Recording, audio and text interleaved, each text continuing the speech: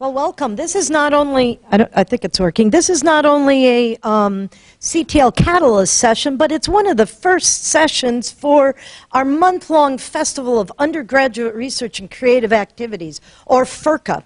FERCA is actually a two-pronged fork, so you can think student, teacher, student research, undergraduates, research. You can do anything you want with a FERCA. But we're celebrating undergraduate research during this entire month of November.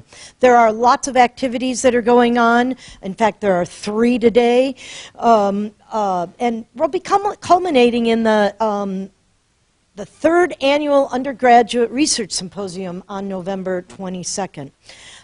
There's lots of opportunities for faculty, instructors, researchers, undergraduates, graduates, postdocs, and we'll get into some of those. But really what we're here to do is talk about undergraduate research. And so I'm just going to very briefly introduce our panel here. We have a couple of questions for the panelists and a lot of opportunity for you to talk, and I'm going to put up a little model we're using for the University of Alberta on what undergraduate research is, and hopefully this will be a great conversation. And there's tons of pizza left. So first we have Martin here from AILS, the Department of Agriculture, Forestry, and Nutritional Sciences, one of the previous merging of departments.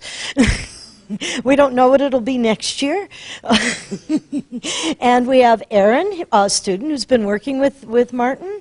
We have Bonnie, who's in visual communication and design in the Faculty of Arts, and that's not merging yet. And we also have Kim. And so I'm going to let them each go around and introduce themselves, and then we'll start with our first question. I'm Martin. I am an instructor of an introductory animal science course, a capstone animal science course, and probably my, well, I wouldn't necessarily call it my first love, but it's really close. It's a 4th-year poultry class. I'm a poultry researcher, poultry systems guy, and I come from a research background. I was with Alberta Agriculture for the first 15 years of my career, and only 5 years ago moved over to the university where I really started to get the formal teaching experience. So over the course of the day, I will, I guess, I would like to open a conversation about the spectrum of undergraduate research that I do within my program. And Aaron. My name's Aaron. I am in my 4th year of animal science. I guess you could say that I specialize in poultry because that seems to be what I do all the time. I'm involved in a lot of different aspects of research and student involvement. I have done a couple independent studies, and I honestly never expected to end up here. I'm from Grand Prairie. I'm not from an agriculture background, but they've taken me in, and I've really, really enjoyed my experience. So I hope I can share a lot with you about what I've been doing. Okay, I'm Bonnie, and as Connie mentioned, I'm from Art and Design, and I teach in visual communication design. And my background is a few decades in private practice as a designer, mainly for social agencies, and came to faculty later on, after also doing a lot of sessional teaching, where I was able to then bring some of the projects from those social agencies into the classroom. So I'm interested in integrating research into teaching. I like to do that with community projects and with a lot of participatory methods. So I love learning with the students, and I'm really excited to be on the panel. I'm Kim. I'm in my 4th year as well. I was born here in Edmonton, so I'm an Edmonton girl. The first experience I had with research was in Bonnie's class, actually. It was a lot of fun, pretty crazy at times, but a lot of fun. And from there, it just kind of ballooned into other research opportunities, and that's kind of how I landed here. So, introductions aside, our very first question to the panel, and then to you guys, is what does undergraduate research mean to you? And maybe we'll start with Bonnie. And then we'll pull her down off the stage because you know that's going to be difficult to get her to stop talking about undergraduate research, and then move on from there. Sounds good. I did make some notes so I don't go off too badly. So what does it mean to me? Undergraduate research in visual communication design for me is people-centered. I believe design is a service within an ethos of social responsibility. So again, integrating research into undergraduate into projects is really important, I think, to help students develop appropriate communication solutions to real community and societal issues and problems. This often involves participatory methods where we honor the knowledge and experience of our community partners. An example of this is an exploratory image making and focus group testing with children to gain information to support the development of an effective anti-bullying campaign. This was a project that was instigated by children working with social workers and police officers. It's student-centered, involving inquiry-based learning, discovery learning, hands-on, experiential, where we hope that students can discover for themselves how to frame the chaos of any given problem, to choose and develop appropriate approaches to explore, analyze, evaluate, and create meaningful integrations of words and images to bring awareness, to respond to information needs, to evoke emotion, and provoke action. It's often collaborative in student learning. We learn together in teams across levels, across countries. An example of this is working with the Artivists for Life Youth Collective in Uganda, where we constructed first a visual quilt and then a digital quilt to share virtually to bring awareness of shared global concerns for youth. Undergraduate research in my area is applied and practice-led and often interdisciplinary. Design itself is an interdiscipline and a bridging discipline. So students draw from a wide variety of relevant principles, methods, approaches, and theories, including user testing, ethnographic methods, and visual explorations and audits. An example of this is design students sharing approaches for health education and communication with learners in public health and medicine, so we could create a public campaign about immunization. Using evidence-based approaches to inform communication design choices is what we do. So, here's an example where students involved in that also experience research advocacy. So in redesigning and measuring the performance of medicine labeling, we found out a number of other things. We wanted to see if people could find critical information about dosage or possible drug interactions. That took us into challenging regulations and policy, because the required information was certainly there on the medicine labels in 4-point type or inaccessibly under a glued flap. Just one last bit. Sorry. To facilitate this kind of investigation and exploration, we use course-based ethics clearance through Research Ethics Board number 1, I'm going to do that, so that we can help students and ourselves challenge assumptions about people and about best practices. We're working with real people, not classmates, friends, or family, although of course those are real people too. And the last point I wanted to mention is that undergraduate research is creative. Research is part of the design and other creative processes, both formative and summative, an iterative cycle of inquiry, evaluation, and reflection. Students contribute by creating new ways of doing research, new disciplinary knowledge, and innovative new communication solutions for the future, such as scenario building to investigate new creative and research opportunities. So in this case, research and creative activities in design involve, as I said, analysis and also integration and definitely reflection, plus an understanding of the role that design plays in society. My last example is something that we're involved in currently, and that is designing for ability, to bring awareness about diverse abilities and accessibility on campus through a creative installation for public engagement to allow and observe and work with participants challenging a designed world through another's viewpoint. So, Kim, you've worked with Bonnie for a Yes. while. What does undergraduate research mean to you? For me, it was just really an opportunity. Like, I really didn't know much about research when I was getting into it. I think my second year was when I was with Bonnie, so like I had no clue what was going on. So it was basically just learning the different types of research, like she mentioned. Like I remember doing research workshops, focus groups, and I was involved with the tweens anti-bullying research, and that was really interesting because you could interact with the kids that had a lot of self-initiative and see what they wanted and how that would reflect into your work. But I think just having that guidance, you could kind of start with what Bonnie was teaching us in our class about the different research, and then we could kind of take that and see how we could apply it in our own way. And I think the collaboration was a huge thing for me because we were working as a group, as a class, and we kind of bounced off of each other and kind of grew the research from there. So I thought that's kind of what it means to me. Fabulous. Martin, you come from more the sciences, the harder sciences side with applied bends. What does undergraduate research mean to you? Well, as I alluded to before, for me it's a spectrum, and it can range from finding the answer to a question all the way to designing at least part of, or maybe all of, a research study that's designed to apply the scientific method to come up with an answer to the hypothesis that's been proposed. To me, undergraduate research is fun. It's fun because it's engaging.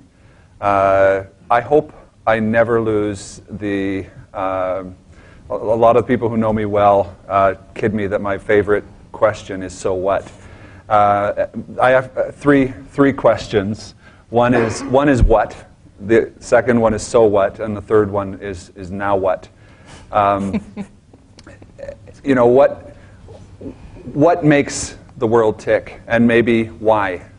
We could add to that question. So why does it matter? I want to get my students engaged not only in doing research for research's sake, but why is what we're doing, because I am an applied scientist very much, why is what we're doing, how does it matter to the industry, to society, to us as scientists as well. And the now what? One of the things that drives me crazy, and I hope it will continue to drive me crazy, is a lack of detail. So, for example, when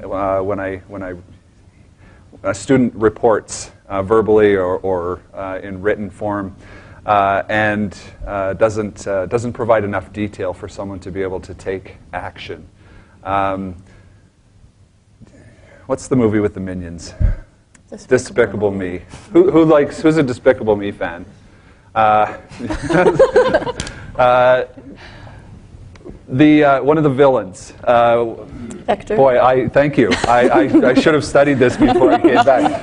I do love that movie, but it's been a while since I've seen it. Vector is he is a force with magnitude and direction, and I coach my students to when they talk, make sure that you talk about a quantity and you talk about what change in quantity it is. So, magnitude and direction. Oh yeah, that's Vector. Very important part of communicating research. I'm going to give you some examples. Research can be anything from finding the answer to a simple question to, again, to doing a research project. We have, in ANSCI 200, Animal Science 200, it's an introduction to animal agriculture. I teach it with Dr. Frank Robinson, who must get the credit for this amazing project that we do twice a year. We give students a question that they didn't know they had about animal agriculture. So it's called There's a Heifer in Your Tank, because the inaugural question was, if your car ran on methane, how far could you get on the methane produced by a cow in a day? And the students were given this question and said, okay, you must provide the answer at the end of the term with 10 science points, and you may be creative, and that was a key. And you will present it to a public audience who doesn't necessarily know anything about agriculture. We typically have our students present to an audience of 400.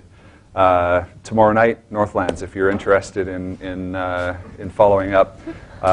Shameless plug, www.heiferinyourtank.ca if you want details about how to get there. But our students produce skits, videos, parodies. We're going to have a live parody on The Devil Went Down to Georgia, and it's about which kind of beef you'd want to eat. The students are creative, they're engaged, and undergraduate research to me is all about creating new knowledge, giving the students the room to thrive as opposed to telling them how to do something. One of my favorite expressions that I use with my graduate students all the time and often with my undergrads is there's 100 right ways to do something. And I am not a micromanager. I'm getting to the advice part. There's 1,000 wrong ways, but there's 100 right ways to do something. And I want my students to be able to find that way. And to me, it's about creating knowledge in a new and exciting way. By allowing the students to be creative, they find a pathway that I would never have discovered on my own. And that's the joy of discovery. It's the joy of learning when you least expect it. Super, thank you. And Erin? I am going to touch on a lot of the things that Martin talked about because I am involved in the same programs. But to me, ultimately, undergrad research has been a path of self-discovery. I have learned what I'm good at, what I'm not good at, what drives me crazy, things that I love to do, things that I really despise doing. I've heard "so what" more times than I can count, but it has taught me a lot because now when I go out, I can look at anything. It doesn't have to be science. It doesn't have to be chickens. And I'm thinking, oh, I could make that better. I could do this. I could do that. And I'm trying to think how I could improve the things around me, all around me. I am a learning coach, which is kind of like a TA for an undergrad, for the Hefner Tank group. And I took that course, and that's where this whole journey began, because it's not just science, it's everything. You apply everything you're good at. You can sing a song if you want, you can do a script if you want, you can do a PowerPoint presentation if you want, but you have to think it up. And so that was where it all began. I started getting on my box there, and I'm a learning coach, and watching those students grow is really inspirational for me because, like Martin said, they take you places that you didn't think you would end up. I'm also in Capstone this semester, and my group is making a program for urban grade 9 students to bring them through the South Campus barns. And it's amazing seeing the support of the community of when you apply something, people are excited about it if you're excited about it. And then I'm in his poultry science class as well, and we're doing a research project there. And having done independent studies in the past, I can see now how I can apply what I've learned in research to other research projects, not just applying what I've learned in classes to the real world, but also applying what I've learned in my independent studies to other research projects. And like I said, it's just been a real learning process for me, and I'm very grateful for what I've gone through, even though sometimes it's been more trials than tribulations, but like I said, that's part of the self-discovery. Thank you. So we've learned a little bit from our panel about how undergraduate research is student-centered. It's service, it's creative, it's engaging, self-discovery, it's iterative, and it's answering real questions that are important to students. Do people from the audience have different aspects they'd like to add to it? What does undergraduate research mean to you?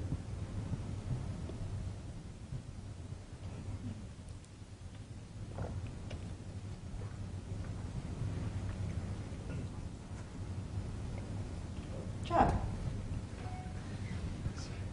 I guess I would say experience. That I think you alluded to that chance to try out what you like, what you don't like, and really start finding out what things really are what you want to pursue in life. And so a lot of that comes not in the class, but by trying them and seeing what happens. What happens if students in your chemistry class are trying to experience things in the lab?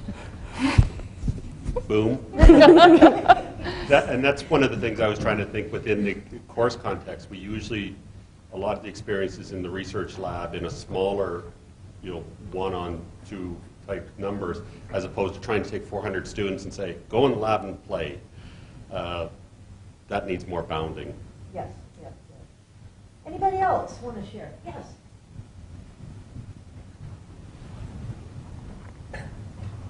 Hello, everybody. I come from China Pharmaceutical University. I'm a visiting scholar of UA.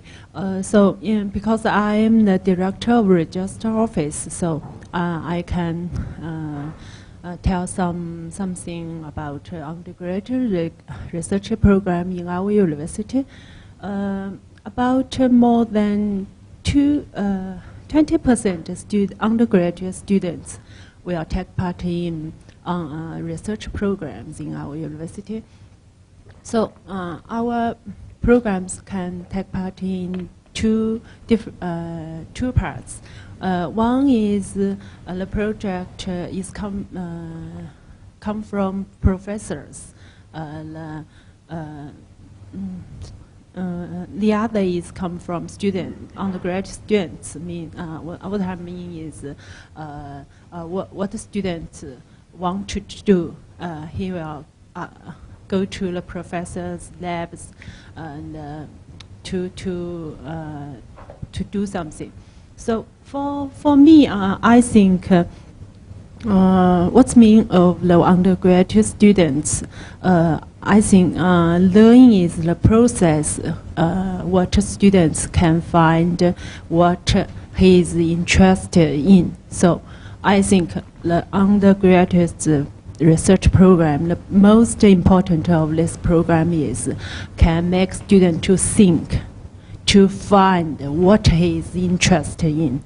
What he, in China, before student come to university, the major he choice is maybe he don't know about his major before coming into university.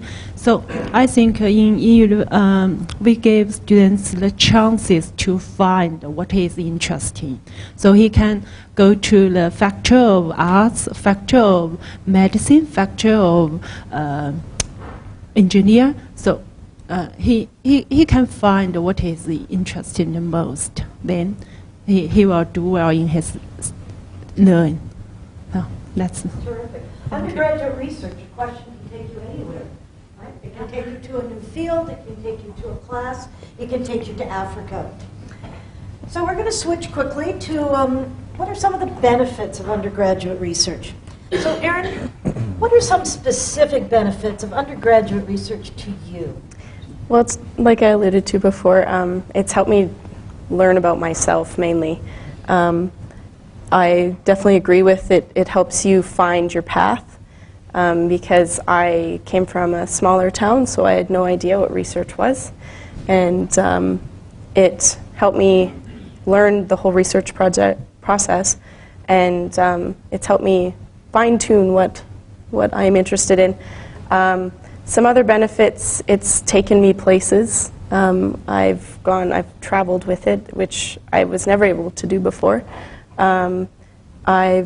It's taken me places hypothetically as well, like the Heifer in Your Tank group. It's taken me to agriculture. I never thought I'd end up in an agriculture degree. Not that I have anything against it, but I'm not from agriculture, so I didn't think I would be qualified. So it's shown me a whole new world. It's introduced me to a lot of really great people, and it's taught me that to me, the most important thing to me is the people that you work with, the people that you're around. They can make or break your opportunity and your experience. So to me, the specific benefits would, like I already said, it's discovering who I am, what I like, what I want to do with my life, discovering new people, making connections, just a lot of opportunity. Super, thank you. How about you, Kim? Erin said a lot of what I was going to say. Thanks, Erin. No problem.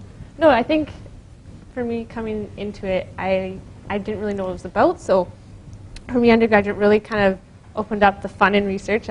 You kind of can get connotations with research that can be boring. So I think it kind of opened up that it was like, hey, this is really fun. It had a lot of possibilities. It also gave me a foundation that I still use today. Like, I still use things pretty much in every single class, almost every project. I'll use some part of that undergraduate research that I did first. It really just gave me a taste of what it could be, and I guess more specifically, it ended up giving me a job for a summer. I know this is not during the summer, but it kind of, out of that first undergraduate research class, grew a deeper interest in it. So I think that was a great benefit for me. Fabulous, thank you. Now, Martin, you're training these undergraduate students. What do you expect them to get out of it? Is this discovery or is this papers? Ooh, to me, the process, the development of the person is as important as the curriculum. You can always learn subject matter, and sometimes the skills are the things that I've heard back from people that have hired some of our students, and what they really want is some analytical skills, and they want people that can work through problems, have some problem-solving skills. So there's that. But for the person, I think engagement is a really important. Well, it's a benefit and an outcome. Confidence in the students. Pride and satisfaction in what they've accomplished. Erin alluded to the opportunity to travel, and I think the part that I would like to build on, we went to San Diego together to poultry science, go figure, poultry science conference this summer, and Erin had done a kind of a neat undergraduate research project as an independent study, looking at how egg yolk was formed, and we quantified and actually built a little model to show how, or to predict the rate of accumulation of yolk, and we did it by, you should probably tell this story. By feeding dye pills, fat-soluble dye pills to chickens, because most of what is in a yolk is fat, and so you feed these fat-soluble dye pills and they incorporate it into the yolk, and then every day a chicken lays on yolk onto each of their follicles because they're growing multiple follicles at once, and so you get these rings, and so when you boil the yolk and then crack it open, like you take out the yolk from this boiled egg and you cut it in half, you've got like a jawbreaker basically. And it's pretty cool. It is pretty cool. And then if you know the formula for the volume of a sphere, we can make an assumption that the yolk is spherical, which is not quite true, but it's close. And we can get a pretty good estimate of the nonlinear predictive equation of how yolk is deposited, which we then tie back to energy requirements, and the nutritionists can use that information in their work. What I'm getting at is not so much about the technical part of that, but I think it was fun because there's kind of a fun story. It was an interesting, very visual project, and Erin presented this as an undergraduate student to a group of scientists who have been, some of whom have been doing it for years. Some of them have, there was also graduate students there and a few other undergraduate students, but the nerves that turned into just the deepest smile of satisfaction when the accolades came through for the awesome job that Erin did when she presented her research paper. That is huge in terms of personal development. Now, it's resource intensive. Not everybody can do that one-on-one, but that is certainly a very, very tangible benefit in my mind. So the confidence and the pride. Understanding how to be a critical thinker, which is such an important part of science. one of the first things in Heifer in Your Tank that we have to tell the students is don't necessarily just Google your answer, because the answer you get on the internet might not be the best answer, or at least the first answer that you find there. And I think finally, undergraduate research provides such an awesome forum for communication. It's an excellent way to develop both written and oral communication skills, and providing opportunities for students to present to a class is one thing, but to raise the bar and to it's scary. We hear stories from our undergraduates, some who become our best learning coaches. The first couple days in class, when we found out that we had to present in public to an audience of 400 to 650 people, I spent the first 2 days of class looking for another class, and doggone it, there was nothing that would fit into that time slot, so I had to keep going.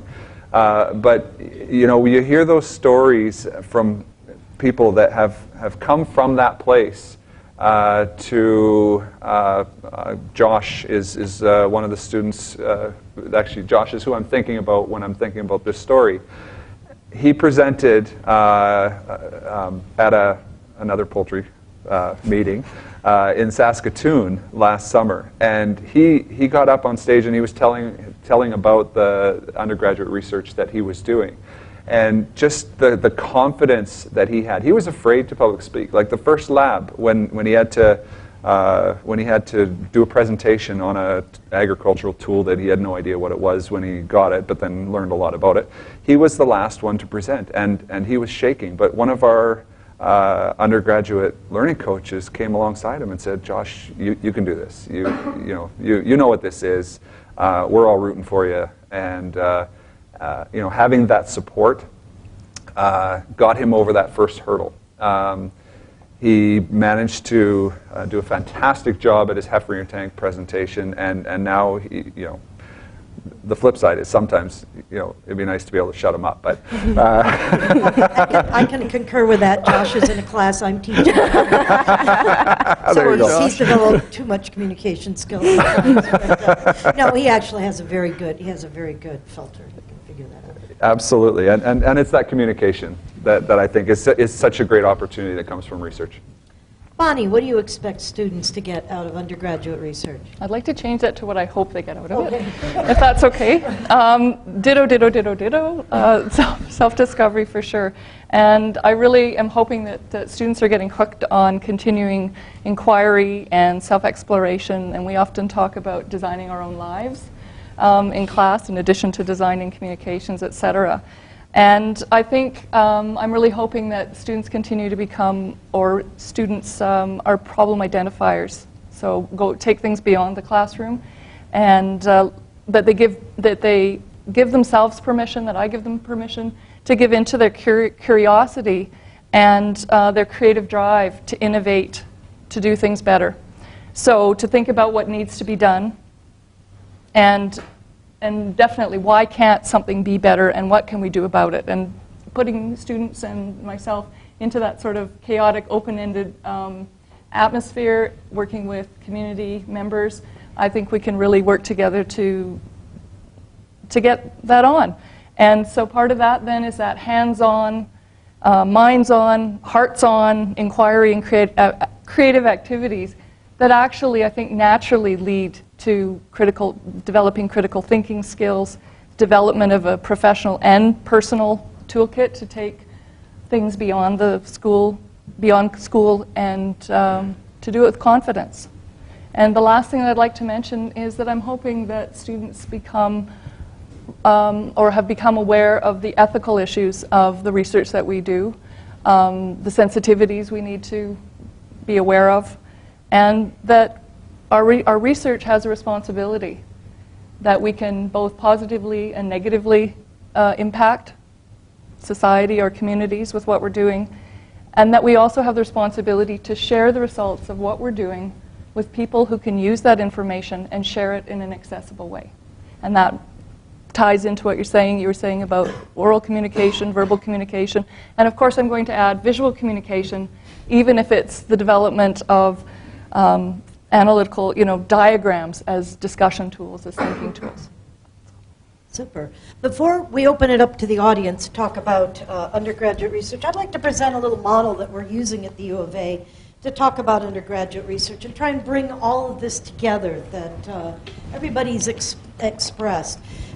If we sort of think of the environment, the learning environment, okay, it can range from an environment that considers more the content or what the instructor has to say about things, or about research, and it works along a spectrum to learning-centered or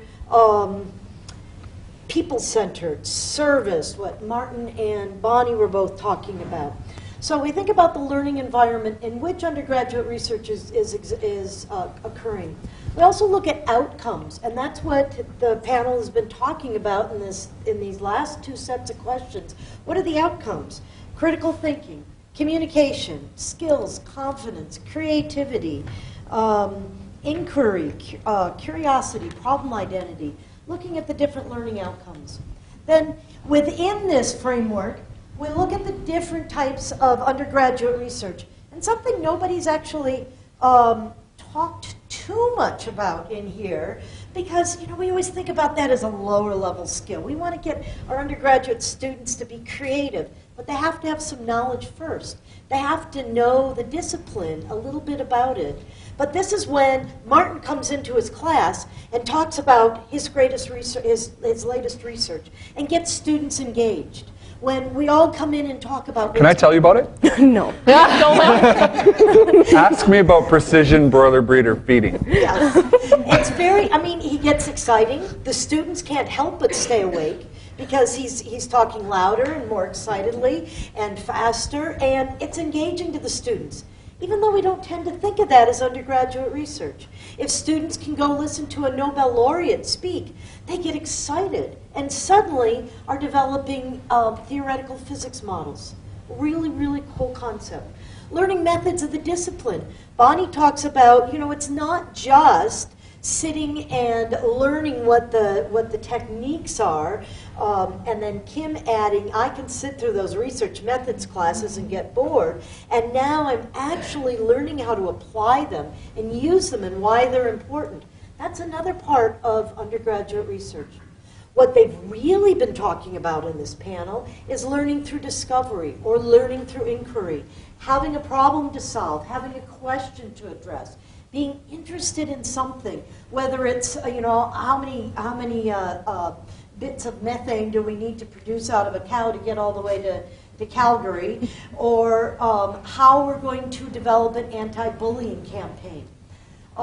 This is really what's going on in our undergraduate classes that we can really emphasize, and why it's so important to be at the University of Alberta, where we are engaged in so much research, and we can excite our students. And then finally, the last part, discovering new knowledge and creating new works. This can be with an independent study. I remember when you presented last year, when you were practicing at the capstone presentations, and you were so nervous, but the work was so interesting, and we're asking all these questions, right? To being able to create all this new stuff in an independent study, in honors, in a student group, in a capstone project, anything like that. And then finally, we have this last little bit over here. We need to know if this stuff works. Okay? Does it really make a difference to have an inquiry-based classroom? Are students learning more? We've got testimonials of a couple of students here, and we probably can all talk about, yeah, I got engaged in research because I had a really cool prof who let me experiment with something. Okay? But now we need to do the actual research on it. Okay, so this is the model we're trying to use at the University of Alberta. It's based on a whole lot of literature and a lot of work in the area. But I want to know what you guys think of it. And also, what do you expect students to get out of undergraduate research? And what are some experiences that you have with it? So is there anybody who would like to share along the lines of Martin or Aaron or Bonnie or Kim? Thanks very much. My name is Dave Zakas, and I'm the Director of Global Health in the Faculty of Medicine and Dentistry, and we're a partner with FERCA. Tomorrow, I'll do a little advertising too. We have a Global Health Fair starting at noon in the Cates Atrium. And what will take place there is all the students who did a Global Health elective overseas last summer, and that was 64 students, will present a poster of their learning, something they learned during it. But none of the electives, except for 2, are research-oriented. And so part of the reason of my being here today is to get ideas into how to think about how to integrate more research into the program. I think that one of the greatest benefits is that it helps students and everyone who engages in research to develop a sense of inquiry.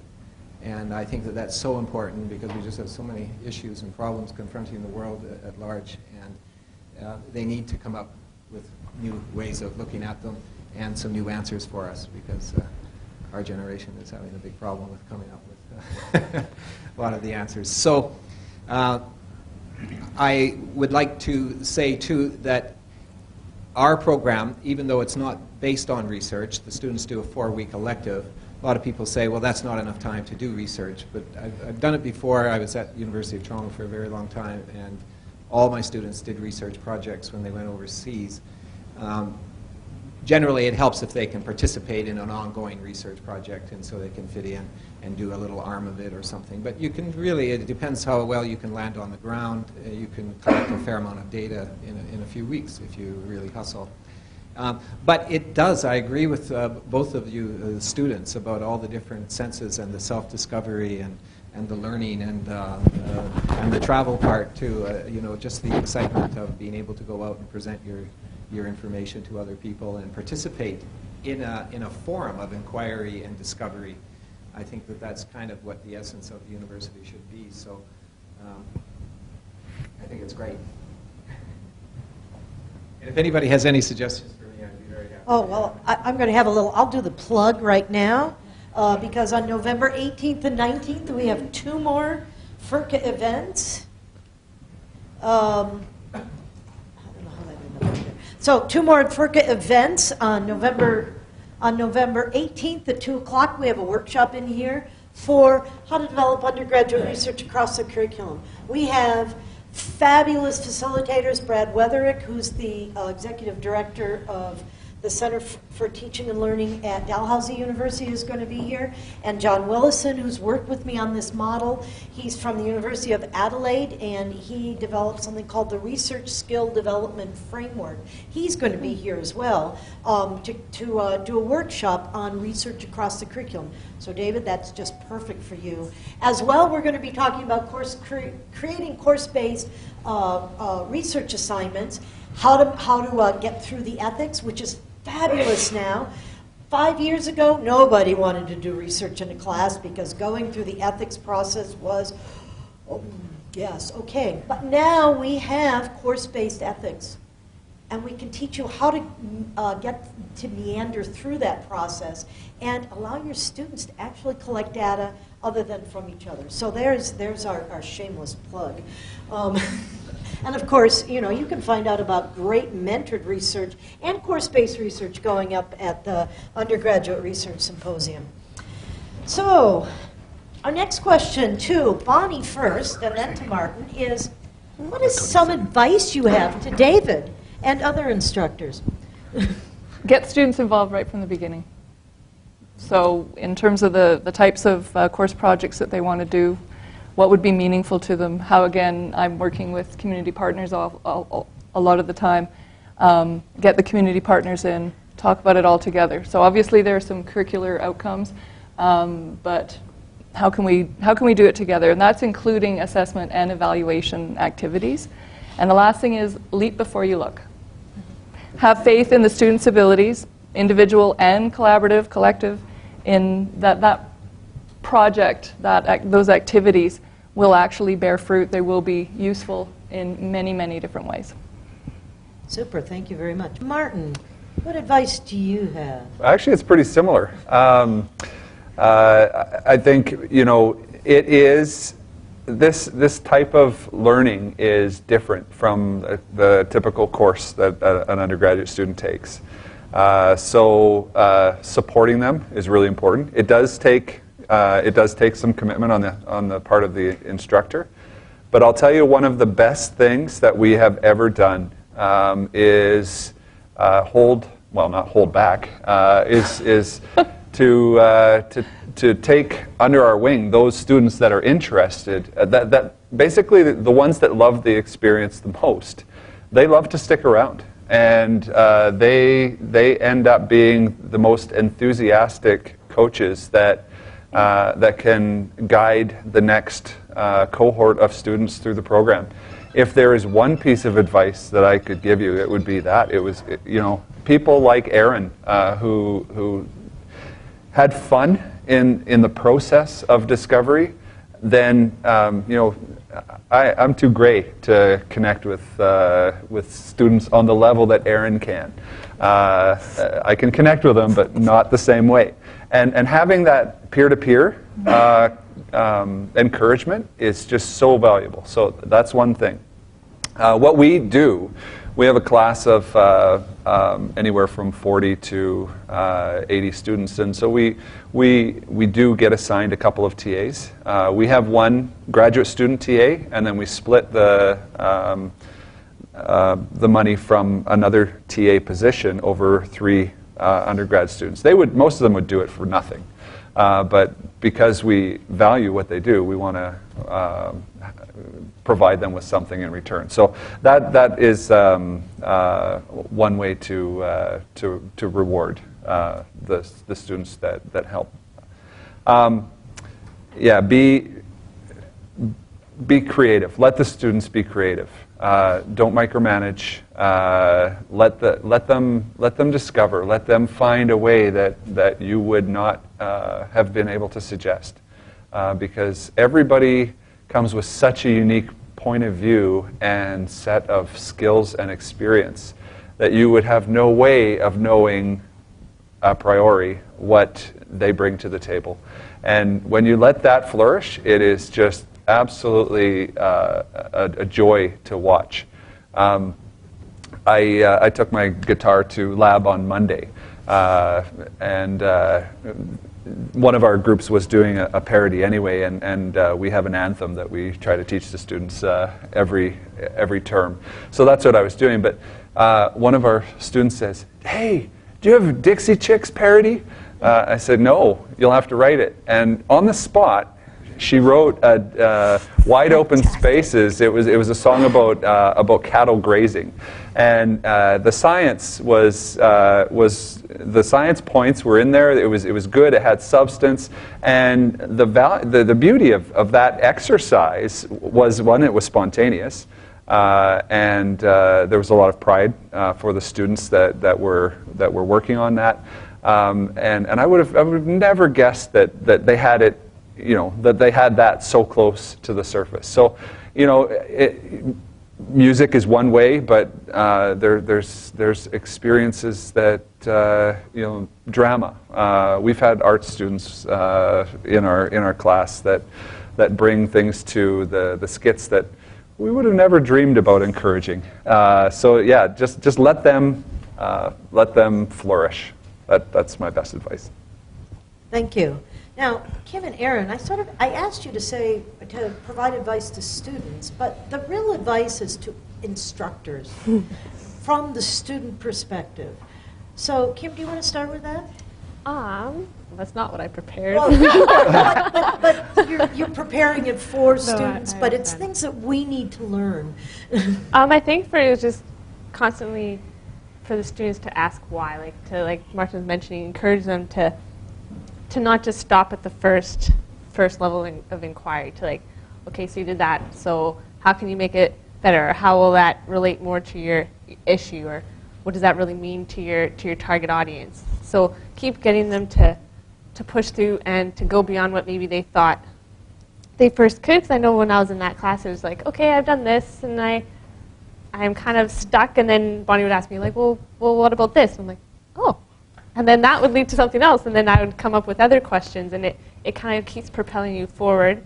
And having a knowledge, I think, as I mentioned before, of maybe the traditional research skills helped me to look at different ways I could do it. So by having the basis in say, literature review or whatever, you can take that and take it further, but you need that knowledge first. And I think encouraging the students too to break the stuff down into manageable goals. Because I get excited, and then I'm like, oh, I could do this, oh, but I could do this. And then it's just kind of like, you need to break it down, bring it back down to something that you're going to be able to do. Maybe you only have 4 weeks, so you can't do everything. You need to make sure your question is clear, is meaningful, and then you can go from there. Super, thank you. Erin? My advice for instructors would be form a good team and act a little crazy. Because if you have a really great team, say like with ANSI 200, I was intimidated talking to Martin and Frank, but I wasn't afraid to talk to learning coaches because I was in their classes. They were undergrads. I was friends with a lot of these people. If I wasn't, I'd seen them around campus. They were my age. Then the TAs were like the next step up, and they were always involved with everything. But the main thing is they act crazy. And it made me, I wasn't scared to take that step to do something a little bit out of the box because I knew that they would support me. I knew that it was there because they're already acting out of the box. And it's not like weird, but it's just they're not afraid to be. They're not afraid. Well, maybe Martin. They're a little weird, but they're not afraid to be crazy and bring a guitar to class. So I knew like my choice was between animal science and music. So when they broke out the guitar, I was like, I am home. This is amazing. And so, you know, and it's inspired me to do more than just research. I've taken up guitar. I hadn't been inspired to do something like that. I mean, that's research in the music area. So just make sure you have a good team of people that the students can relate to, and then don't be afraid to act crazy yourself, because the students aren't going to do it if you're not willing to do it yourself. And so that's my advice to you instructors. That's what did it for me. Fabulous. Now, we're a little over time here, so I know a few people have already had to leave, and I just sort of want to wrap it up, wondering if there are any comments, questions from the audience. There's also time to talk to our panelists as you grab a last piece of pizza, if you'd like that. Yes.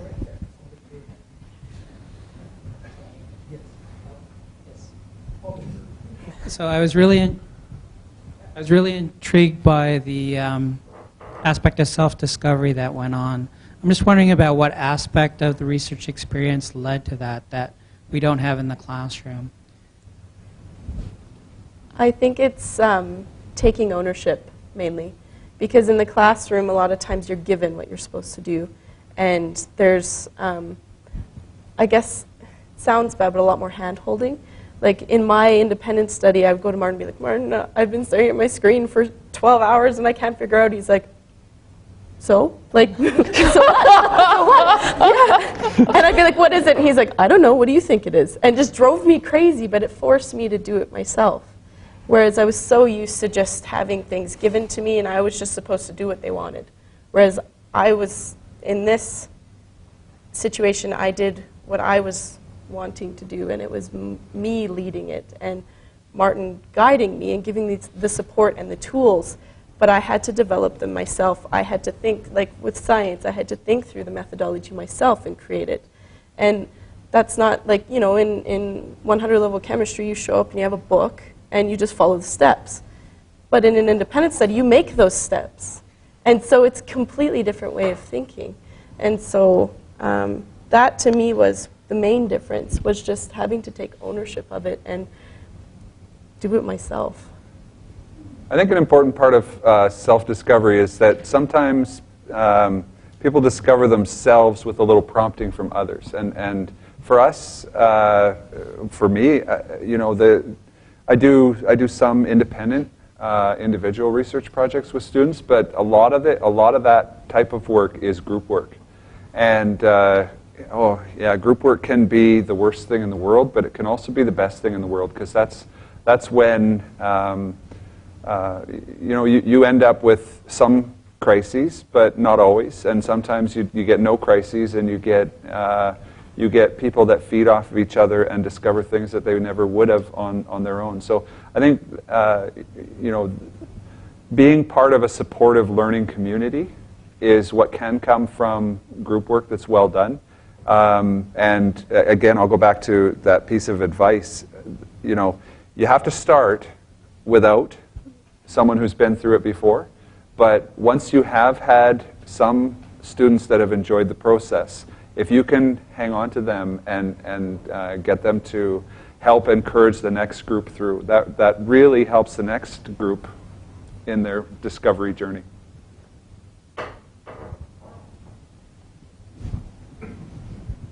Any other questions? We do have a few minutes afterwards to talk to the panel. Oh, sorry. So I will. So we've seen the two. Do I really need the microphone? Yeah. Oh, for this thing. So we've seen two success stories, and we've heard the positives of undergraduate research. And I'm just curious to know about the students taking the courses. Do you think they self-select, or do you have a process either instructor-driven or peer-driven to bring the students who are maybe not so engaged or enthusiastic about this self-discovery approach to learning? Can I start? Yeah. I bring this into every class I teach at every level, and sometimes across levels. And so I think they can't self-select. They might try, but they have to confront it in some way. So no, it's not always rosy, and it's very challenging, and sometimes it's downright boring collaborating till we figure out a protocol we want to follow together or something like that. But another thing I wanted to mention about self-discovery is that sometimes students are forced to discover things on their own because I have no clue about the possible solution. And that's risky, but it happens. I have steps, we can go somewhere, but sometimes I just don't know where it's going to go. I think, if I can just speak to that, I think there's a level of self-selection. I mean, in the courses, say with Onsite 200, you don't have a choice, but students have the choice to get involved in school, and I think that's where I learned about my independent study, was getting involved with the Poultry Club, and so I think there is a level of self-selection too, because a lot of the people that you see are, leaders on the inside, I think. But nice. I think obviously there's in classes they can't really decide. Well, I think something that was nice in our classes, we would often have a self-directed project. So from what I've seen from people being in classes where everyone's doing a self-directed project, I can't say I've ever seen someone do a self-directed project and be bored during it. Because they have to make their own topic, and it's usually something they're interested in, and research will come into it. So I can't say I've seen someone who hasn't been engaged when they're given the opportunity to pursue something that they're interested in. All right. Well, yes, Sim. No, I'm the APO for CTL, so I have the finance part of things a little bit. Just a tip. Several years ago when I went to a conference, it was an excellent tip from a psychology program, actually. But for keeping students like Aaron, kind of those learning coaches, etc., in this budget climate, for a lot of the departments, it may not be possible to, no matter how much you want to have monetary rewards or, compensation, etc. So the psychology program built kind of a track, leadership in psychology kind of thing, that they designed something that they made it selective. It was a big deal to be a part of that group. That was the reward mechanism of the recognition of being part of that. And then they basically built a model saying, students going through there, if you want to go to grad school, come. Those are the kind of people I'll give those reference letters, things like that.